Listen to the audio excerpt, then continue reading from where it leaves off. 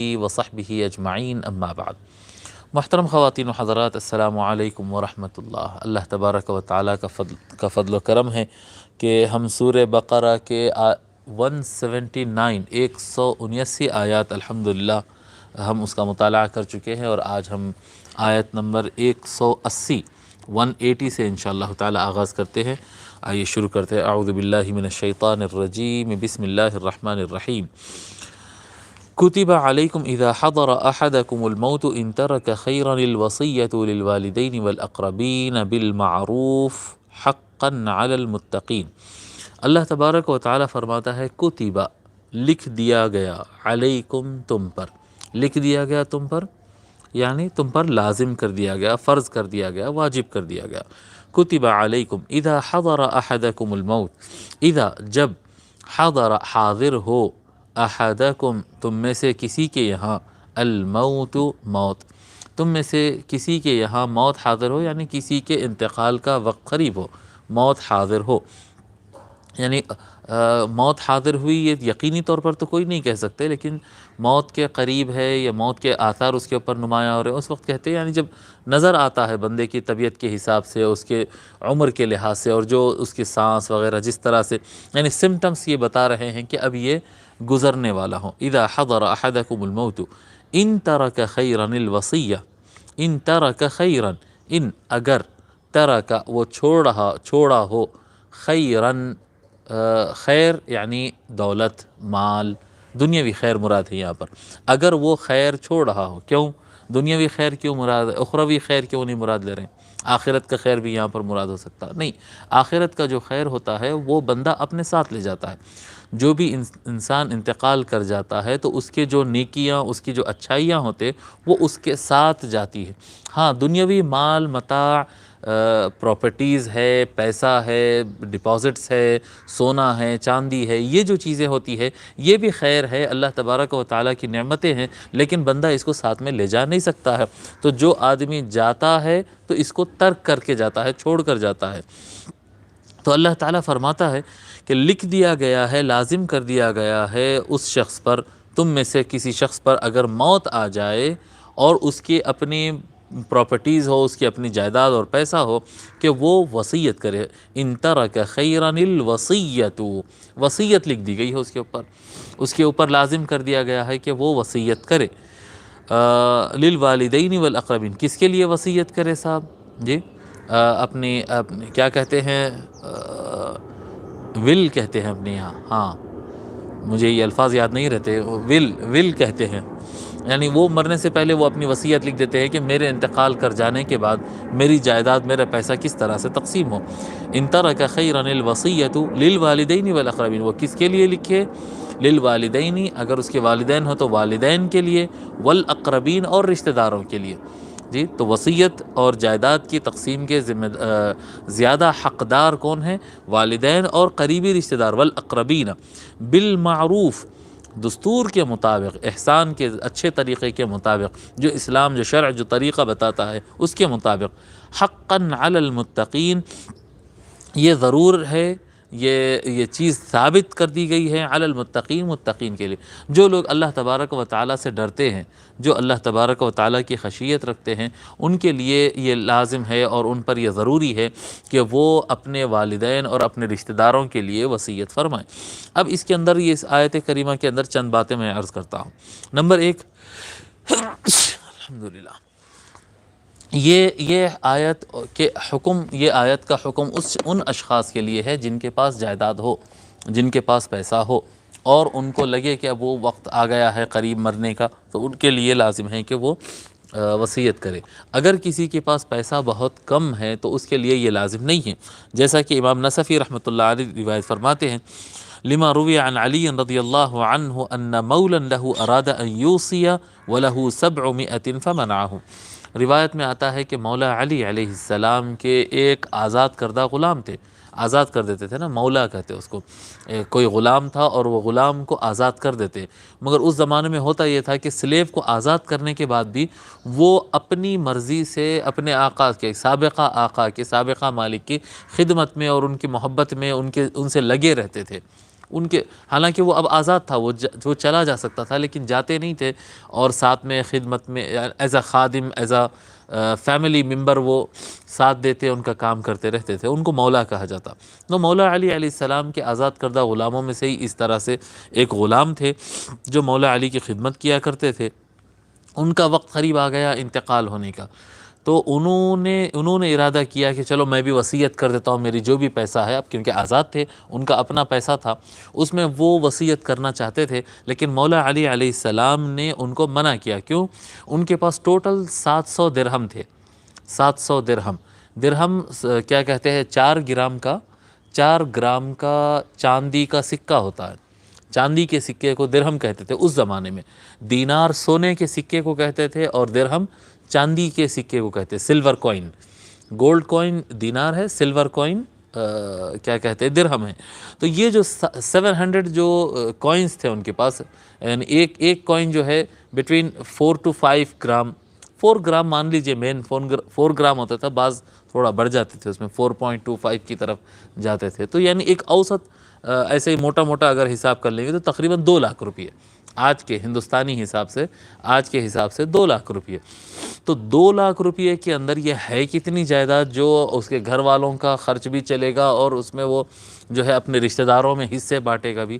یہ تو کوئی بٹے اتنی کوئی رقم تھی نہیں، ہے کل ملا کر 2 لاکھ روپئے آج کے حساب سے کچھ خاص رقم نہیں ہے۔ تو مولا علی علیہ السلام منع کر دیے، فرمایا آپ کوئی وصیت مت کریے، بس جیسا ہے ویسا ہے، ٹھیک ہے۔ قال اللہ تعالی وقال، مولا علی علیہ السلام منع کیے، اور منع کر کے فرمائے، وقال کیا فرمائے؟ قال اللہ تعالی ان ترک خیرن، مولا علی فرماتے اللہ تبارک و تعالی نے فرمایا اگر وہ مال جائیداد چھوڑے تو وصیت کرے۔ وصیت اس پر لازم کی گئی ہے جو مال جائیداد چھوڑ رہا ہو۔ والخیر هو المال الکثیر وليس لك مال، اور ان ترک خیرن میں لفظ خیر جو آ رہا ہے یہ اس بات پر دلالت کر رہا ہے، مولا علی فرماتے ہیں کہ اس سے بڑی جائیداد مراد ہے، اس میں بڑا پیسہ ہے، جائیداد ہے، زمینات ہے، سونا ہے، چاندی، اس طرح سے المال الکثیر جو کافی بڑی دولت ہوتی ہے، اس سے متعلق یہ بات ہے۔ ولیس لک مال، اور آپ کے پاس کوئی بڑا پیسہ ہے نہیں، لہذا یہ حکم آپ کے لیے نہیں ہے، آپ وصیت نہ کریں۔ تو نمبر 1 یہ بات ہو گئی کہ وصیت ان کے لیے ہے، وصیت ان کو کرنا ہے جو اچھا پیسہ رکھتے ہوں، ٹھیک ہے۔ دوسری بات یہ ہے، حضرت بحر العلوم رحمۃ اللہ علیہ فرماتے ہیں کہ اس آیت میں صرف یہ بتایا گیا ہے کہ یہ لوگ مستحق امداد ہے، یہ لوگ کون مستحق امداد ہے؟ والدین اور رشتہ دار، یعنی آپ کے پیسہ آپ کے والدین اور آپ کے رشتہ داروں کو پہلے پہنچنا چاہیے، دوسروں کو بعد میں پہنچنا چاہیے۔ یعنی ہوتا کیا تھا کہ قدیم زمانے میں کہ جو آدمی جس سے محبت کرتا تھا، اب یہ بیوی ہے، بچے ہے، اور ان سے جھگڑا ہے، اپنی ساری کی ساری جائیداد کسی اور کے نام پہ کر دیتے ہیں۔ یہ آج بھی ہوتا ہے، اور اسپیشلی غیر مسلم حضرات میں یہ زیادہ دیکھتے ہیں کہ ایک آدمی تھا، ان کا بڑے اچھی خدمت کرتا تھا، اولاد دوسری طرف زیادہ مصروف رہتی تھی، یا بیوی سے انبن ہو گئی تھی، زندگی کے آخری حصے میں میاں بیوی میں بات بند تھی، یا باپ نے کسی وقت ڈانٹ دیا تھا، بیٹا گھر چھوڑ کر چلا گیا تھا، 20 سال 25 30 سال گزر گئے، بیٹا خوب پیسہ کمایا، مرنے پر آ گیا، باپ ابھی ٹھیک ہے، ضعیف ماں باپ ابھی ہے، زندہ ہے، لیکن بولیں گے کہ نہیں اس وقت میرا باپ میرے کو نکال دیا تھا، اب ماں باپ کو کچھ پہنچنے نہیں دوں گا، اور وہ فوراً وصیت ایک ایسے شخص کے نام پہ کر دیتے ہیں جو بالکل نہ خونی تعلق تھا، نہ اولاد ہے، نہ باپ ہے، نہ بھائی ہے، کوئی اس کا تعلق نہیں، ایک تھرڈ پرسن کو جو ہے اٹھا کر ساری جائیداد دے دیتے۔ یا بعض لوگ کو ایک دم ایسا کیا کہتے ہیں اللہ یاد آ جاتا، زندگی میں پتہ نہیں کتنے زیادہ گناہ کرتے،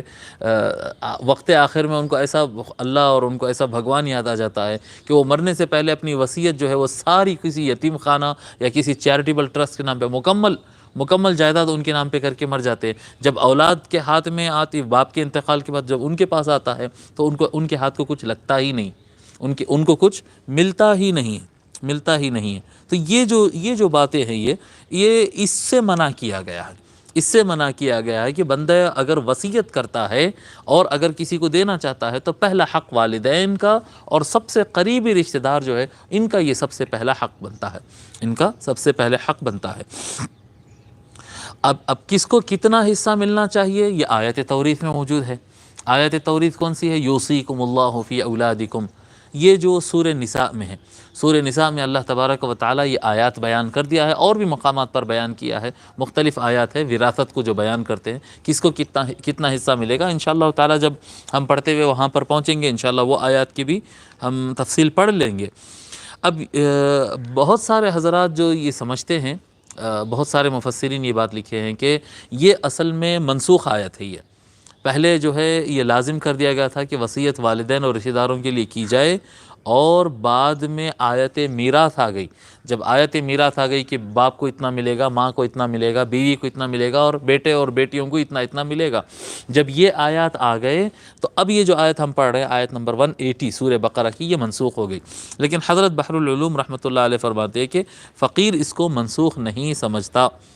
فرماتے ہیں ابتداءً صرف قرابت داروں سے سلوک کا حکم دیا گیا، پھر آیت میراث سے وارثوں کے حصوں کی تقسیم اور تعیین کی گئی، اور غیر وارثوں کو ثلث مال تک وصیت کرنے کی اجازت دی گئی۔ یعنی غیر وارث جو رشتے میں نہیں ہے، دوست ہے، خاص خادم ہے، خدمت گزار ہے، اس طرح کے جو ہوتے ہیں، ان کو اگر دے دینا چاہیے یا کسی اور کو دینا چاہیے، مسجد کو دینا چاہ رہے ہیں، چیریٹیبل ٹرسٹ کو دینا چاہتے ہیں، تو اس صورت میں 1/3 پیسہ میں سے آپ دے سکتے ہیں۔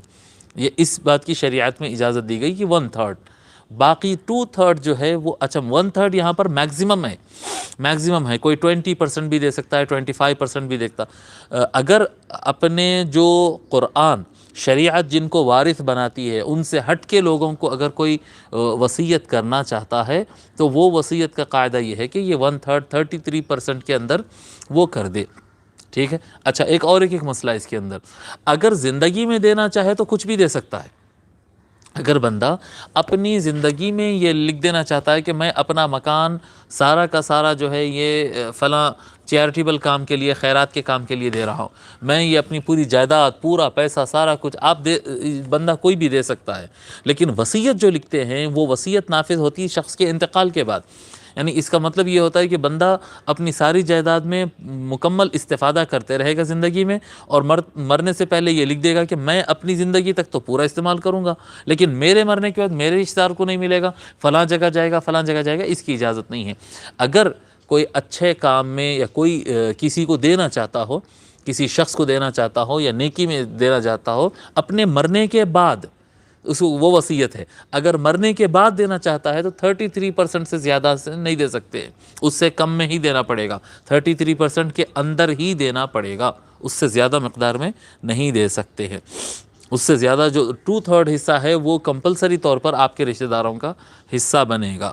اور اگر کوئی وصیت نہیں کرتا ہے دوسروں کے لیے تو یہ سارا کا سارا مال رشتہ داروں میں تقسیم ہو جائے گا، ٹھیک ہے۔